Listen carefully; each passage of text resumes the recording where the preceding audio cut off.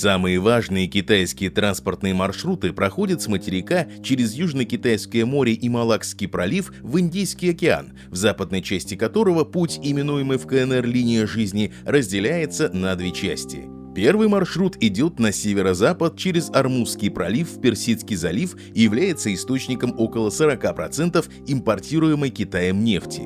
Второй маршрут простирается на запад, до Баб-эль-Мандебского пролива и Джибути, за которыми находится Красное море, Суэцкий канал и основные рынки Европы и Средиземноморья. Здесь особый интерес для КНР представляют страны Африканского рога – Сомали, Эфиопия, Эритрея и Джибути, которые расположены на северо-востоке континента на полуострове, который омывают Аденский залив и Аравийское море. Джибути – это страна с населением в 750 тысяч человек, которая известна интересным способом заработка – так называемой экономикой военных баз. Джибути находится на берегу Баб-эль-Мандебского пролива, точки, соединяющей Европу и Азию. Ее выгодное положение вместе с политической стабильностью в стране позволяют Джибути предлагать другим странам землю для размещения своих военных объектов. Им контроль за одной из ключевых транспортных артерий мира, а Джибути – деньги. На данный момент на территории страны расположены базы США, КНР, Японии, Италии и Франции. В казармах последней, помимо французских солдат, также размещены контингенты, отправляемые Германией и Испанией. Ежегодно за аренду базы США платит $63 миллиона, французы 36 миллионов, Китай 20 миллионов, а Италия 2,6 миллиона. Китайские власти видят в Джибути ключ к экономикам Африканского рога, особенно к не имеющей выхода к морю Эфиопии. Помимо этого, порты Джибути смогут выступить перевалочной базой для китайских грузов, движущихся через Индийский океан на рынки в Южной и Восточной Азии, а также для товаров, идущих через Красное море и Суэцкий канал на рынки Северной Африки и Европы. На данный момент Китай является крупнейшим коммерческим игроком в Джибути. Общий размер китайских инвестиций в развитие портовой и транспортной инфраструктуры составляет более $15 миллиардов. Основными китайскими компаниями, действующими в Джибути, являются China Exim Bank, China Merchants Port и China Merchants Group.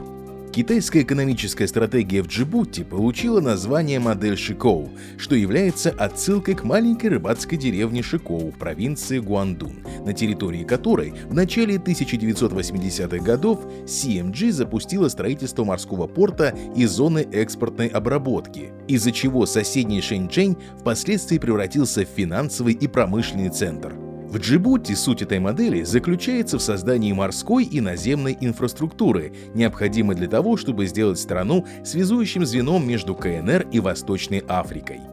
Многоцелевой порт Дарали является центром экономического присутствия Китая в Джибути и управляется CMG совместно с государственной администрацией порта Порт де Джибути. Совместное управление дает CMG возможность влиять на процесс работы всех основных портовых терминалов – контейнерного терминала Дарали, нефтяного терминала Хоризон, терминала Таджура и порта Губет. Строительством многоцелевого порта Дарали, которое продолжалось с 2013 по 2017 год, занимались China State Construction Engineering Corporation и China Civil Engineering Construction Corporation, используя $590 миллионов, выделенных китайским Exim Bank. В 2018 году через Дарали прошло только 1 миллион 176 тысяч тонн из запланированных 4 миллионов 620 тысяч тонн. CMG объяснили это следствием политики Эфиопии, которая, несмотря на снижение цен на транспортные услуги после открытия порта в Дарали, стремится к диверсификации своих международных торговых маршрутов, опасаясь потенциальной зависимости от портов Джибути. Одним направлением этой диверсификации является порт Бербера на территории Сомали, который управляется Dubai World Sports, саудовской компанией, которая была вытеснена китайцами из Джибути. Там Эфиопия получила 19% долю в 30-летней концессии. Помимо этого, после заключения мирного соглашения с Эритреей в июле 2018 года Эфиопия стремится развивать автомобильную и железнодорожную инфраструктуру, чтобы уменьшить свою зависимость от транспортных маршрутов, продвигаемых КНР в Джибути. Терминал Губет был построен в период с 2013 по 2017 годы China Harbour Engineering Corporation на $64 миллиона, выделенные Exim Bank.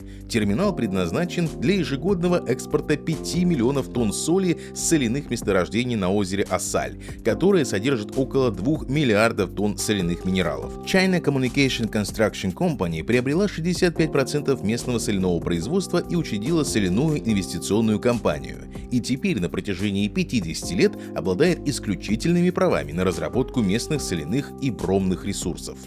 К юго-западу от порта Дарали находится международная зона свободной торговли Джибути площадью 48,2 квадратных километра, созданная в марте 2015 года китайской CMG и Djibouti Ports and Free Zone Authority. На момент 2020 года проект находится в стадии разработки. В январе 2017 года китайская Dalian Port Authority начала строительство пилотной зоны площадью 2,4 квадратных километра, на которую пришлось $370 миллионов из запланированных $3,5 миллиардов.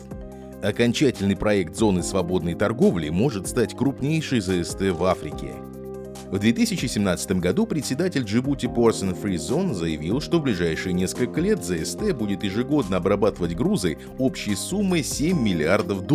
Как было упомянуто ранее, одной из основных целей китайского присутствия в Джибути является подключение транспортных маршрутов страны к соседней Эфиопии, на территории которой располагаются крупные нефтегазовые месторождения.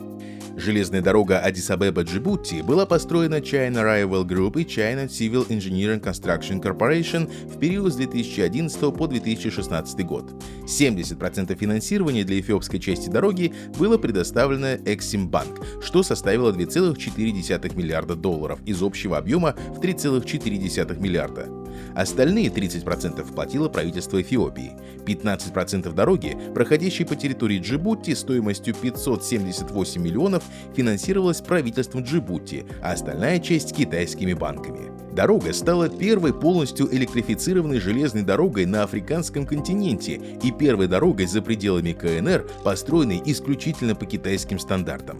Она сократила время транспортировки груза из Джибути в Эфиопию с 3 дней до 10 часов, ежегодно принимая 8,5 миллионов тонн груза. На момент 2020 года эта дорога уже соединена с портом Дарали. В 2017 году был завершен еще один инфраструктурный проект, необходимый для того, чтобы модель Шихоу могла функционировать на засушливых территориях Джибути. Водопровод, по которому из Эфиопии в крупные города Джибути перекачиваются подземные воды. Около 95% финансирования этого проекта общей стоимостью $340 миллионов было предоставлено Exim Bank в виде кредита с 7-летним льготным периодом и 2% ставкой. Китай инвестирует в нефтегазовые месторождения в бассейне Агаден, расположенном в юго-восточной Эфиопии. В 2013 году китайская компания GCL подписала с правительством Джибути соглашение об инвестировании $4 миллиардов в строительство газопровода, по которому эфиопский природный газ будет поступать из бассейна Агаден в порт Дамерш, расположенный к юго-востоку от столицы Джибути. По данным правительства Эфиопии, газопровод будет введен в работу в 2020 году. В 2015 году GCL пробурила оценочную скважину на эфиопском месторождении Калуб, а в июне 2018 года добыла первый баррель нефти. К тому моменту между GCL и эфиопским правительством уже было подписано соглашение о строительстве газопровода, завода по сжижению и экспортного терминала общей суммой в $4 миллиарда. По оценкам, газопровод ежегодно будет транспортировать 12 миллиардов кубометров природного газа из Эфиопии в Джибути, из которых 10 миллионов кубических метров будет экспортировано в Китай. В 2016 году в Джибути был создан Silk Road International Bank, который является совместным предприятием Министерства финансов Джибути и двух китайских компаний – IZP Group и Silk Road. Впервые китайский коммерческий банк получил банковскую лицензию в африканской стране. Интересно представляется тот факт, что этот банк, находящийся под китайским контролем, выполняет в Джибути ряд казначейских функций, заведует распределением заработной платы госслужащим, пенсионными выплатами и налоговыми поступлениями от предприятий. Таким образом, к 2017 году в Восточной Африке отчетливо сформировались китайские экономические интересы, которые правительству КНР нужно было защищать от возможных вызовов, периодически порождаемых перманентной африканской нестабильностью. Смысл этой защиты был сформулирован китайскими властями в Белой книге по обороне 2015 года, документе, содержащем новую военно-морскую стратегию Китая, получившую название «Оборона ближних и дальних морей». Это означает, что китайское правительство дало военно-морскому флоту КНР установку не только на защиту территориальных вод Китая, но и на оборону стратегических морских линий связи и защиту зарубежных интересов. В 2017 году Китай открыл в Джибути свою первую зарубежную военную базу. Необходимо отметить, что китайская сторона прямо не называет базу Джибути военной базой. Еще в процессе ее создания в 2015 году Пекин классифицировал свои будущие военные объекты в Джибути как материально-техническую базу с ограниченным количеством функций, участием в миротворческих операциях ООН, миссиях по борьбе с пиратством в Аденском заливе и оказанием гуманитарной помощи. Подобный набор благих намерений не случайен. Учитывая, что эта база — первый опыт КНР в организации зарубежных военных баз, китайскому правительству было необходимо убедить всех в отсутствии экспансионистских намерений.